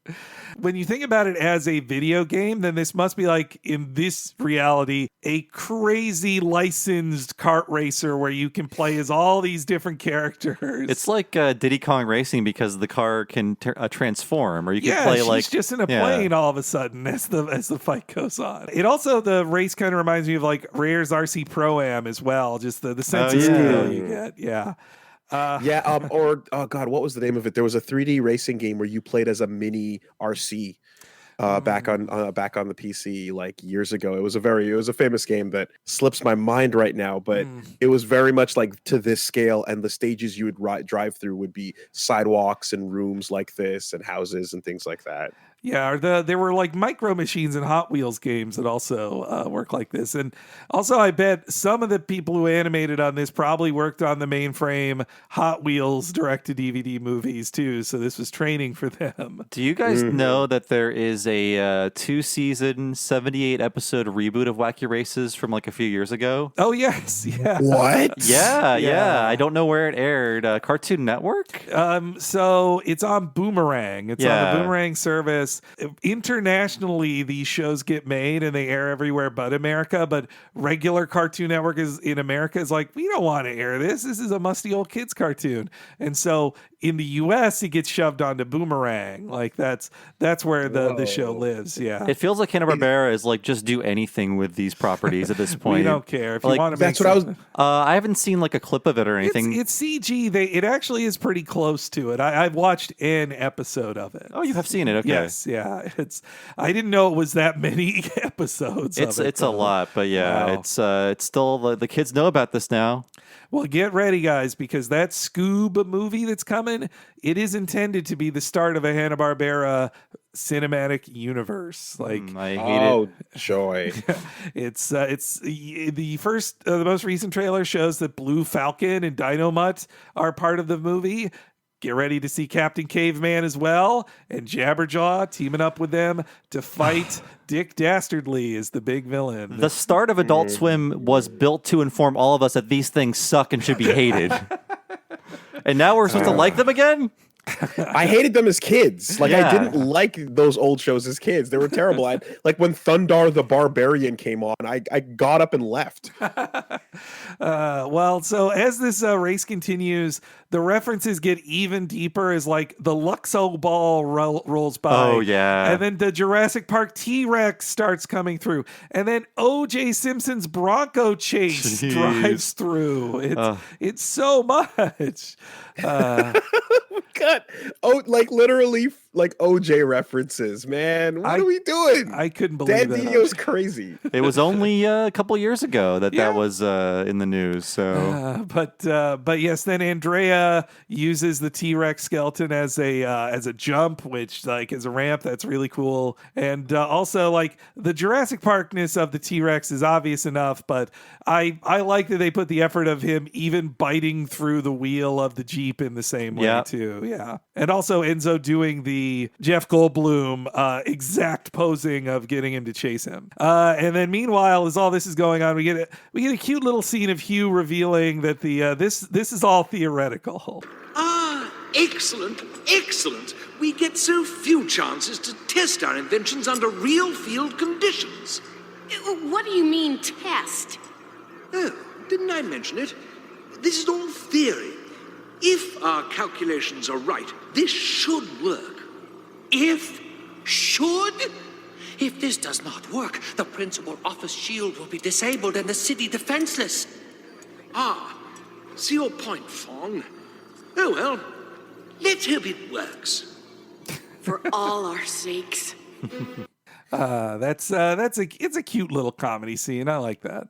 And it's actually, to be fair, it's like, a firewall is not meant to keep a part of a computer from itself. That's true. Right? Yeah. So it is a very theoretical thing. They are right. Man, yeah. All of this, if you translate this all to just what you see as a user of a computer, it all works too. Like, right.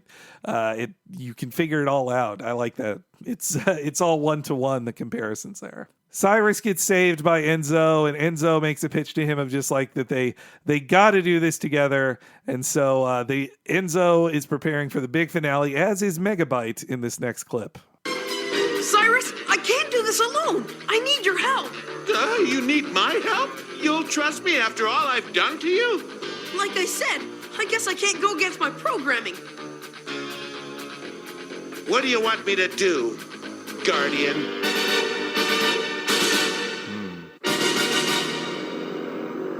With luck, the user will dispose of the Guardian for us. If not, he shall be the first to fall under the new order. Prepare the troops. Jawohl, mein Führer! Throw this switch! It's again, Fuhrer, like he was shocked hearing that. Some real Hogan's Hero style comedy. Yes, yeah. Cyrus and Enzo start working together, and as it cuts back to them in a car chasing after the plane because now Penelope Pitstop is in a plane for some reason.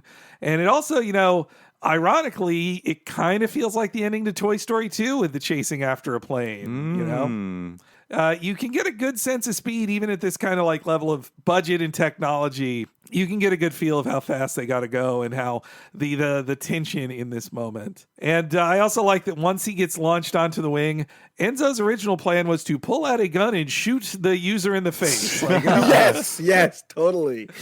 And you know what a reference I thought they were going to go for, and I was surprised. Like, of all the references they packed into this, they missed one. So as all this is happening, like, there's a scene of like this like Native American action figure or whatever, like creeping up on things, and he's watching what's happening. I think he watches the user explode. Is that correct? So Enzo puts the thing in the plane, he sees that he can use the Bob toy for something. He messes up the wing and falls off of it. And as he's falling, then the Native American is watching him from the shelf. Like, there's no joke there or anything. And I thought what was going to happen was single tear down the face. That joke. Oh, yeah, that's true. No. No. So as far as I can tell, that's supposed to be the Indian in the cupboard. Yes, that's what I read it okay. as too. It is, quote, the Indian in the cupboard. That's the name of the book and movie. So we're not saying something offensive. We are quoting the As name I of the recall, he book, lived with yes. RoboCop in that cupboard in the movie. Oh yeah, that's right. It's been a while. I watched that one in theaters. I remember it was like a Frank Oz movie too. It's kind of a forgotten movie now, but it came out in '95, so it was a pretty recent reference when this first aired, at least in Canada anyway. It's really out of nowhere, just having the this Native American figure just watching Enzo fall down, seemingly to his death, and that's where Enzo also says, like, I guess I'm supposed to say ho ho ho, and there's also actually really good effect on his clothes like moving with the wind as he falls, like good for mainframe in '97. That's pretty good effect there. But fortunately, our lead character does not die. He gets saved by Cyrus as the game is won. Now, guys, explain to me how Enzo lands on this helicopter. Well, he does. So he falls at least the equivalent of like 60 feet in scale, and then I guess. Oh wait, no, the top of the helicopter should chop him to bits. That's right. Yeah. And he somehow does not get sliced to bits by the rotors, and he lands safely in the cockpit area. That is impossible. You're That's right. true. I don't get it. Maybe he dodged between the blades. He's that good. Yeah, he was that fast. Or maybe Cyrus had it like sideways briefly. He was flying sideways, clearly. Yeah. But oh well, he's saved no matter what. And Penelope pit stop explodes in this next clip.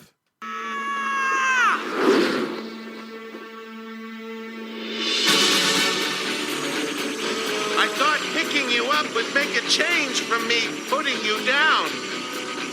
Help! Help!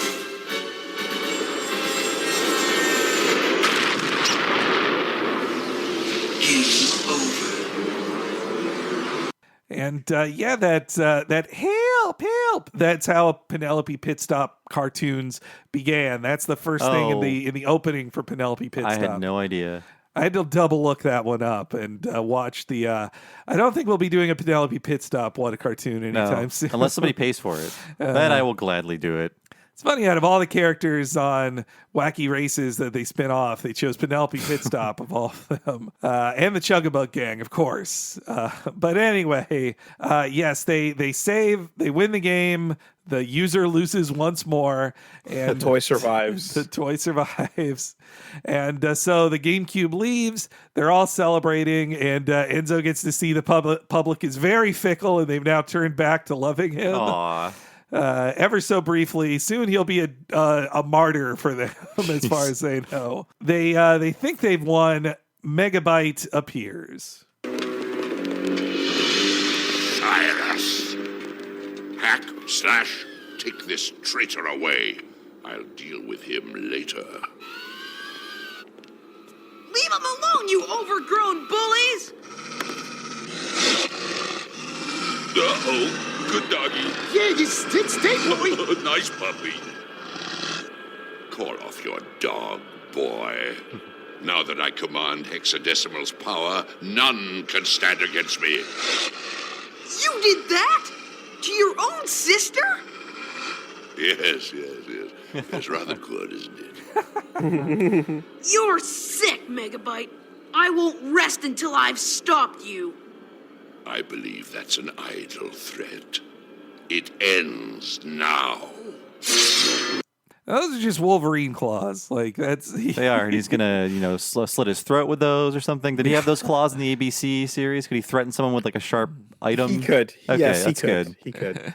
It's just crazy that they got away with no, these are the three claws in the exact place Wolverine has them. They're cool. They're badass. Maybe a Wolverine game dropped into the world and he got that idea.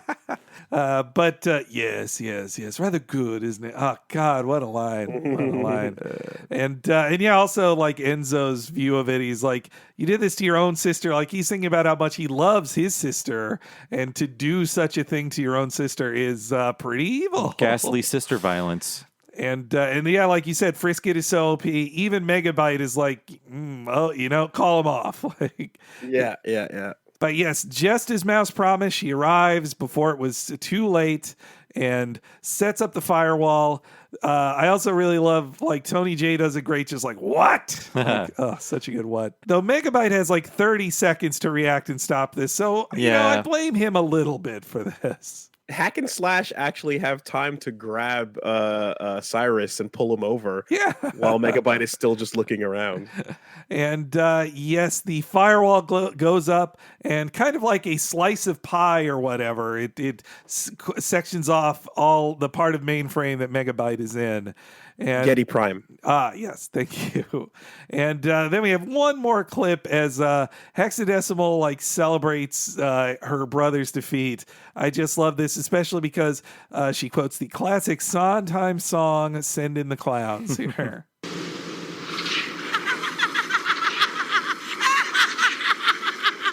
Oh, isn't this rich?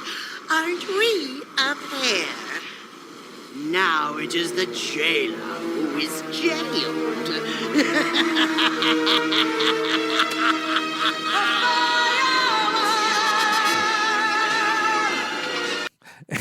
Even in the midst of this, midst of the serious storytelling, they can't resist being like, okay, here's parody to Yes, we got to close the framing device here, which I enjoy. I like the song, though the song doesn't play over the credits. It's the normal reboot credits theme, but the section of the city that's the Getty Prime there, G Prime that's sectioned off, is actually a reference to Dune. Oh wow! I didn't know that. Okay, damn. Gee, yeah, it's the Harkonnen homeworld. I was so distracted by the Sondheim references that I missed the Dune references. God, it's so dense. There's too much. Man, the Hexadecimal laughing to close the episode, like, that's just great. Like, she gets a kind of spiritual victory in a way here. Plus, we get to see that the baby has replaced their Bob toy with an Enzo toy, so they love him. Of course, the next episode will chillingly end with Megabyte's cackling. So it's only a happy ending for about 20 minutes. I'll take it. Yeah, man, that was just a fun actiony episode of the show. Like the races were great, like the explosions and just so many awesome scenes with the villains and the heroes in this. And I don't think we said it yet, but these are all available to watch legally for free online. Yeah, pretty much anywhere. And I mean, I wish I did get the DVDs, but I didn't splurge on that because they've got like commentaries and behind the scenes stuff. Like it's quite a good DVD set. Woolie, you are hugging it at the end of your video. Yes, it's a great set that finally did come out. For years, this series never came to DVD. It took a really long time for it to happen. Same thing for the art book as well, but eventually it did drop. But you can still watch it all online, for free. It's on shoutfactory.com, actually has the full series. Man, awesome. Well, any last thoughts on revisiting Reboot again, Woolie? I mean, so I just, again, that episode ends on the toy is green now, so Enzo gets his own little like nod, and it's a little bit of a, hey, maybe he can do it, And if we are the baby, if the audience is, the child, it's like, we believe in Enzo, maybe. Yeah, he can maybe do this. 20 minutes later, oh God, oh dear God, oh no. It all goes wrong. That episode, the fighting game stuff in it is fun because it is like, mostly a Mortal Kombat thing, but then, it feels even more like Tekken or Soul Calibur to me, though. The 3D fighting games, like, they were around when they were working on it, but they still weren't that big yet. So no, honestly, again, so Mortal Kombat is the most obvious reference they throw in, but there's so much going on with like the character selection, the moves they do, the shadows you see, the effects, like they're throwing in a lot, as we just established they love to do, and they hope you catch like 3 of 80 things. The wikis are very helpful for pointing out every reference. But Woolie, thank you so much for coming on the podcast. Yes, thank you. Please tell us where we can find you and support you. Absolutely. Thank you for having me on to talk about my favorite show ever. You can check me out at Woolie Versus on Twitch or on YouTube. And there's, as they mentioned, I have a video called The Forgotten History of Reboot, in which basically I do a retrospective on the show in the wake of the new sequel that was finally dropped. And dear God, yeah, you can come suffer with me if you want to have some feels. Yeah, if you want to know the year by year the pain of a reboot, you give that a watch. At Woolie Wolves on Twitter too. That's right. Yes. Thank you so much. No problem. Thank you guys. Thanks again to Woolie for being on this show. Be sure to check out his stuff. But as for us, if you want to check out more of our stuff and support us and get all kinds of bonuses, please go to patreon.com/TalkingSimpsons. And if you sign up at the $5 level, you will get all of our episodes 1 week ahead of time and ad-free. And you'll also get access to all of our paywalled content behind the $5 paywall. That includes over 100 bonus podcasts that you probably haven't heard. But most importantly, that includes all of our limited miniseries which are exclusive to Patreon. The most recent one we did at the end of 2019 was Talking Futurama Season 2 Part 1, but coming very, very, very soon, we'll be doing Talking Mission Hill, an exploration of all of Mission Hill in this podcasting style. It's only available for patrons. It's coming very soon, and there will be a second miniseries in 2020 in the fall, probably waiting for you then. But if you have not heard any of our Patreon content, we've been doing this for almost 3 years, and there's so much there waiting for you to binge on. But Henry, tell everybody what is happening at the $10 level at patreon.com/TalkingSimpsons. Well, for our $10 up patrons, they get to hear all that $5 stuff, plus our What a Cartoon movie podcast, where we talk about a different feature film each month in the What a Cartoon style. That means they're usually twice as long as one of these podcasts, where we cover things like, most recently, the SpongeBob SquarePants movie. You're going to be hearing that next week on the free feed. But if you want to hear the full thing and over 50 hours of all the previous What a Cartoon movies we did, please sign up at the $10 level at patreon.com/TalkingSimpsons. So I've been one of your hosts for this, Bob Mackey. You can find me on Twitter as Bob Servo. My other podcast is Retronauts. It's a classic gaming podcast. You can find that wherever you find podcasts. But if you want to hear more of Retronauts, we have a Patreon there. It's patreon.com/Retronauts. And if you sign up over there, you can get 2 episodes of Retronauts that will not be available to the public every month. 2 exclusive episodes to Patreon at patreon.com/Retronauts. Henry, how about you? You can follow me, Henry Gilbert, on Twitter at HENEREYG. Anytime new stuff happens, I'm sure to tweet about it, so you better follow me there. Same with the official Twitter account of the Talking Simpsons Network at Talk Simpsons Pod. Be sure to follow that there to stay in the loop for all the new stuff coming out for What a Cartoon and Talking Simpsons. That's at Talk Simpsons Pod. Thank you so much for listening, folks. We will see you next week for the free preview of this month's episode of What a Cartoon Movie, all about the SpongeBob SquarePants movie, and we will see you then.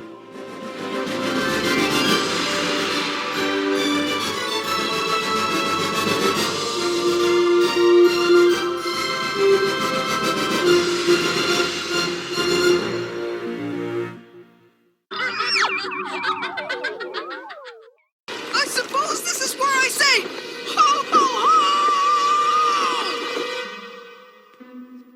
You love podcasts, the stories, the laughs, the unexpected turns. But when this episode ends, the silence starts. Not anymore.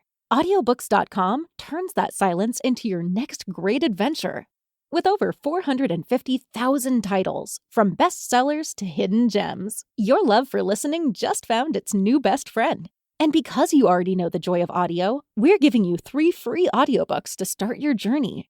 Imagine your favorite podcast, now with unlimited episodes. That's audiobooks.com. Keep the story going. Sign up for your free trial at audiobooks.com/podcastfree today. Because for podcast lovers like you, the end of an episode is just the beginning. That's audiobooks.com/podcastfree.